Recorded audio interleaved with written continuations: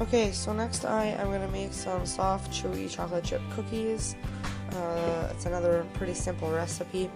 It calls for, in the microwave here, I have half a cup of butter.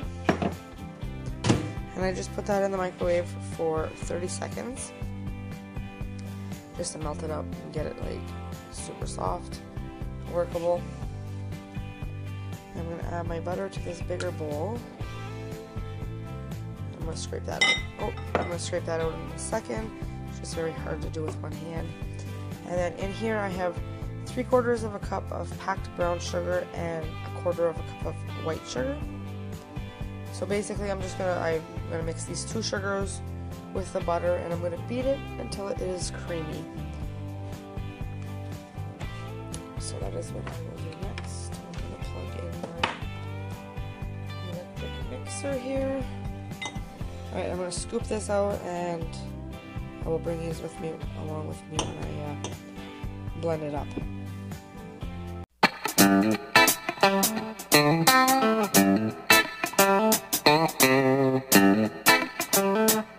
Okay, so now it calls for 2 tablespoons of either maple syrup, corn syrup, whatever kind of syrup you want to use. There's other things too that you can use, but I am going with maple syrup, and this is homemade organic maple syrup. My dad and great uncle makes it every year, so we were fortunate enough to have some of that. So to this mixture here, I am going to add the syrup, the vanilla, and the egg. So 2 tablespoons of maple syrup. This stuff is so good. 1, 2.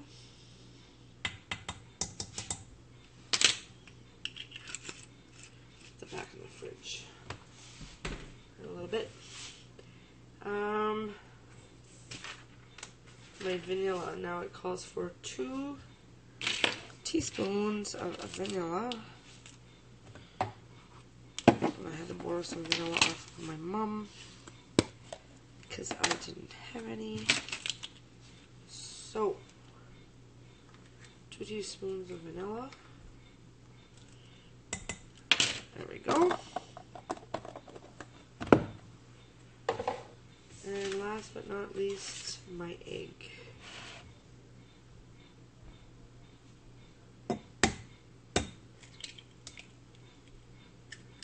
And I like to keep my eggshells because I put it in my compost and I give it to my worms and all that fun stuff. So now I'm going to go ahead and beat this again in the electric mixer until it's all blended together. Okay, so to my mixture that I just creamed, I added 1 3/4 of a cup of just white flour. I added a 1/4 teaspoon of baking soda and 1/3 of a teaspoon of salt. So I'm just gonna, and then in here I have a cup of chocolate chips. I'm gonna add most of them in here, and then I'll just keep a couple just to put on the tops of the cookies before they go into the oven. And also I just preheated my oven to 350. So I'm gonna go get this mixed up, and then it's just a matter of rolling them into some balls and putting them into the oven. So I'll be right back when I get this mixed up.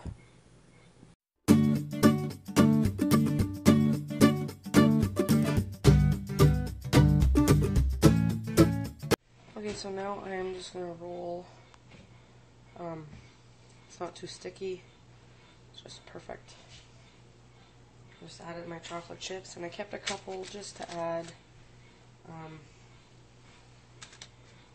to the chocolate chips, to the cookies, sorry, before we put them on to bake. Oh, I have a bigger pan somewhere, I don't know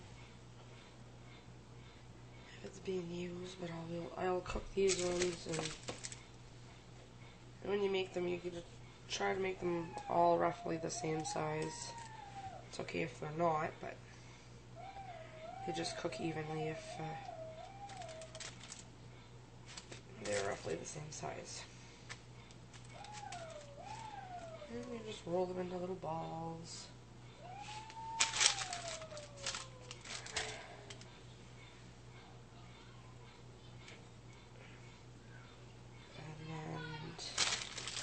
Of course, I got a round pizza sheet, so oh well, it'll work. Okay, so now I'm just going to add a couple chocolate chips outside, make them extra chocolatey, because why not, right? Why not? I don't know if you guys can hear the kids playing in the background, but my niece is over and they're in the living room playing, so that's what that is. Alright. So there's my cookies. I'm going to put them in the oven for about, I'm going to set the timer for 10 minutes and then I will be back. Look at that, guys. My first batch of cookies that came out. And they look yummy, but they're very, very soft. I put them on for 10 minutes. I'm just going to put them onto my counter right now, because I need this piece of parchment paper to line this big one, and hopefully I'll have enough to use up the rest of this. If not, I will put the rest of them on this pizza tin. Alright, just wanted to show you guys what they look like and how yummy they look. Okay, so what I decided to do is I'm going to put these cookies in. There's 3, 6, 9, 12 of them here, and then 2, 4, 6, 8, 10, 11 of them over there. So what I'm going to do is, this is what I have left for dough. Now I could easily roll it up, cook it, not a problem. I personally like my cookies fresh out of the oven. So, and in this household, it's only going to be me and my son that can eat these because they're not gluten-free. So I think this is plenty for now. I'm sure my niece and my son will try one out, and then whatever we eat up tonight for, you know, and then to have to snack on tomorrow and whatnot. I could send him to school with this. I could also bag them up individually, and because I didn't contaminate, like didn't touch anything that was peanuts. So I could bag these up, and he could have one with his lunches for school, so that could be an added little dessert. And then what I'm going to do with the rest of the batter is I'm just going to try to roll it out so that it's even enough, so that I'm going to freeze it like this, so that I can take it out and then just slice myself some cookies the next time we want some cookies. If I just want one cookie, or 2 cookies, I could just cut them and put them in the oven and cook them up, and then I'll have myself some fresh cookies. So I am going to go and pop these guys in the oven, and then I'm going to let them cool. Oh, see, look what happens. I just touched it's still warm. But it's yummy. Alright, so I'm going to go get this all ready and this put into the rest of the chocolate chips on it, and I'm going to get these puppies in the oven. So the kids just each ate a cookie, and how does it taste? Great. Great? Good? Great. It's good? And then I have these here. I just label them chocolate chip cookies, and whenever we want to make some more, I can just haul those out and slice them, and we will have ourselves some fresh chocolate chips. No, you're not having no more. I'm just waiting for these ones to cook in the oven, and I forgot to put my timer on. So I will just have to eyeball them. Alright, thank you guys for watching. If you like this video, give it a thumbs up. And if you haven't subscribed, then please hit that subscribe button. And let me know if you try this recipe.